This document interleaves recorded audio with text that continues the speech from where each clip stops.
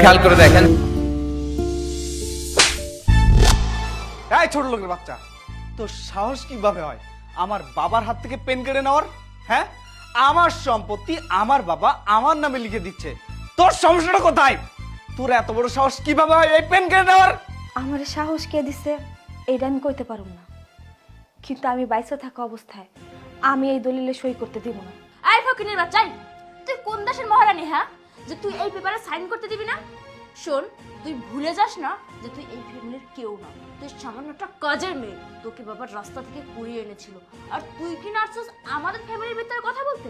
এই তুই কি আমাদের ফ্যামিলির কেউ? হ্যাঁ শোন, তোকে যদি বাবা কুড়িয়ে না আনতো তাহলে তুই এতদিনে রাস্তাঘাটে মানুষ হইতি, তোকে কুকুর বিড়াল শিয়াল তোকে ছিঁড়ে খেত, আর এখন নার্সিস আমাদের মাঝে কথা বলতে, তাই না?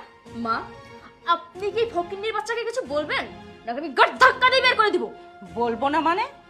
কাজের মেয়ে এত বড় সাহস, সে কিনা আমাদের কাজে বাধা দেয়। আমার তো মনে হচ্ছে ওর হাত পা কেটে গুঁড়ো গুঁড়ো করে বস্তায় ভরে নদীর জলে ভাসিয়ে দেই, তবেই যদি আমার শান্তি হয়। কিরে বাসার এখনো দাঁড়িয়ে আছিস? ওকে ঘাট ধাক্কা দিয়ে বের করে দে। আপনারা আমার যতই ভয় দেন না কেন, আমি ভয় পাই না। বলছি না আমি বাইসা থাকা অবস্থায় এই দলিল আমি সই করতে দিব না। যদি সই করাইতে চান আমারে মাইরে তারপরে এই দলিল আপনাকে সই করাই তুই। এই, আমার সম্পত্তি আমি নিলে তোর সমস্যা কোথায়? হ্যাঁ, তুই এমন কেন করছিস? এক, আমার সম্পত্তি আমাকে লিখে নিতে দে, নাহলে তোর এমন হাল করবো না তোকে কেউ বাঁচাতে পারবে না। দেখি তোর কোন বাপ আছে, ডাক। ওর কোনো বাপ না থাকতে পারে, কিন্তু ওর একটা ভাই আছে, আর এই ভাই বেঁচে থাকতে এই বোনের কোনো ক্ষতি হবে সেটা আমি কখনো হতে দিতে পারবো না। আর আমি বেঁচে থাকতে আমার বাপের সম্পত্তি কেউ জোর করে নিয়ে যাবে সেটাও তো আমি কখনো হতে দিতে পারবো না। তুই কি মানুষ? হ্যাঁ, তুই কি মানুষের কাতারে পড়িস? তুই আমার বড় ভাই, তুই বড় ভাই হওয়া সত্ত্বেও আজকে আমি ছোট ভাই হয়ে তোর গায়ে হাত তুলতে বাধ্য হলাম। কেন জানিস? কারণ তুই যে কাজটা করেছিস তুই এটা মানুষের মতো কাজ করেছিস, অমানুষের মতো কাজ করেছিস। আর হ্যাঁ, আমি তোকে নিজের আপন ভাই ভাবতাম, তুই তো কখনো আমাকে নিজের আপন ভাই ভাবতি না। সবসময় সৎ ভাই সৎ ভাই সৎ ভাই সৎ ভাই বলে পাগল করে ফেলি। এই তোর জন্য আজকে আমি বাবার কাছ থেকে দূরে।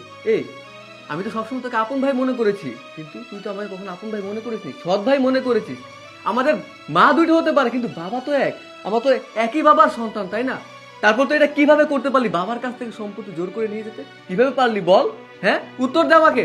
আজকে যদি তা না আমাকে না জানাতো তাহলে আমি কখনো জানতে পারতাম না যে আমার বাবা কতটা কষ্টে আছে, কতটা অত্যাচারিত হচ্ছে তোদের কারণে।